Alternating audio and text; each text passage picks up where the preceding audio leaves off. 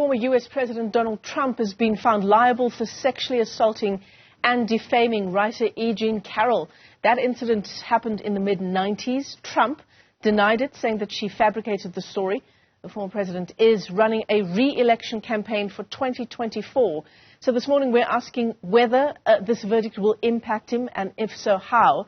Let's bring in Dr. Emma Shortis, who is a lecturer at the Royal Melbourne Institute of Technology on U.S. and global environmental politics.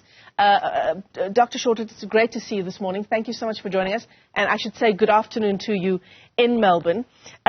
Sexual assault allegations, obviously nothing new to Donald Trump, even in the campaign for his first stint as president.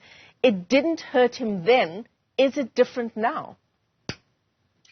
Look, you're certainly right that it didn't hurt him when he was campaigning for president. I think there was even an argument that it assisted him, it boosted his political campaign. But 5 years later, I do think things have changed a little bit. This is the first time that Donald Trump has faced consequences for any of his actions in terms of the abuse of women. As we know, 26 women have accused him of abuse. So I do think things have changed. Even the fact that he's facing some consequences is radically different from 5 years ago.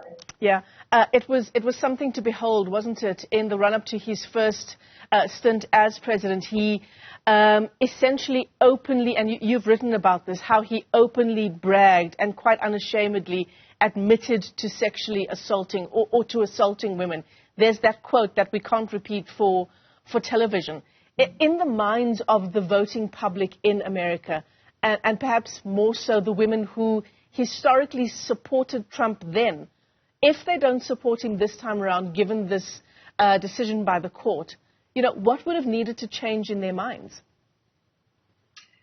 Look, I think that's a really difficult question to answer, and one of the conundrums of Trump is that he does have support amongst women and white women in particular, and I think that speaks to Trump's broader appeal. Part of his appeal to conservatives and conservative women even was that he would give them the Supreme Court. He would give conservatives the Supreme Court, proceed to attack the rights of women. And it is one of the, I suppose, almost contradictions of American politics that Trump does find support amongst that constituency. And I honestly don't think that this verdict will change anything. We cannot underestimate the extent to which Trump has captured the base of the Republican Party, and that does include a lot of white women. But more broadly, I think in the broader American public, and especially amongst American women, Trump has very little support. Yeah. Getting elected even in the face of 26 accusations of sexual assault. It's difficult to wrap your mind around that, but as you've written, Dr. Shortis, it's also a sign of the kinds of issues America is still struggling with, right? And Roe versus Wade certainly does also play a part there. Look, I think it does play a huge role. As I said, part of Donald Trump's promise to American conservatives was that he would overturn Roe v. Wade, and he was bragging about that on CNN overnight in the United States. So it is extraordinary, and especially watching it from the outside, I think it is mind-boggling that a man who's been accused of assaulting 26 women could be elected president of the United States. But that is reflective, I think, of the broader structures of American politics that allow women to continually be assaulted, and particularly women and minorities. The deep racism in American politics is part of what elevated Trump to power in the first place. So as much as he is obscene, and as you just mentioned, he says obscene things, that is speaking to a long history in the United States of racism and misogyny that Trump didn't create, but he certainly enables. And that he certainly plays into. So, who needs to go up against Trump for 2024? Biden has asked the question, do you want 4 more years of that?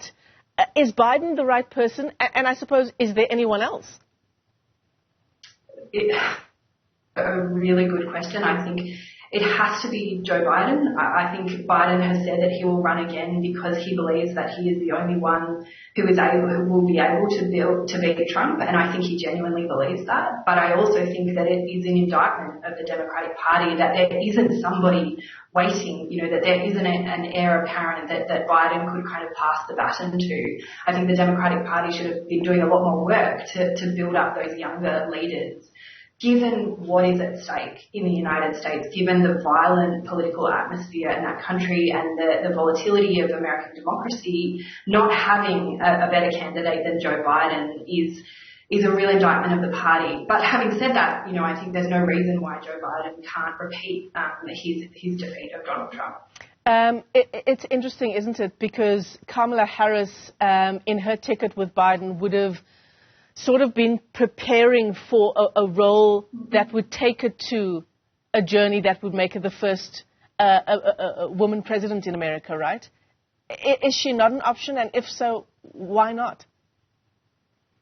Look, I think that's a really good question, and I think largely Kamala Harris has performed quite well as Vice President. She took a little while to warm up to the role, but I think that's fair enough. I just think that given the extreme volatility of American politics right now, and given Biden's standing and what he's been able to achieve, I think quite obviously the Democratic Party doesn't think that Kamala Harris is the right candidate. She hasn't put her hand up, and I don't think that she would undermine Biden that way. And I also think we can't underestimate the kind of violent reaction that might come from a woman of colour standing in for that position of power. 2024, if Trump emerges as president again, what comes to mind for you? What would that America look like? I think for many of us, even outside the United States, that is a very frightening prospect, given what we have seen from Trump and the movement that brought him to power. January 6th and the insurrection on the Capitol comes to mind. We know that Trump has enabled a violent American fascism, and that movement continues to support him. And a Trump administration Mark II, I think, would be considerably darker than even the darkest days of the first Trump administration, and that is a great concern, not just to Americans and to the United States, I think, but to those of us outside the United States as well. Absolutely. Dr. Emma Shortis, let me thank you for your time this morning, joining us live from Melbourne as we continue to unpack what a second term for Trump may well look like, not only for the US, but for the rest of the world as well.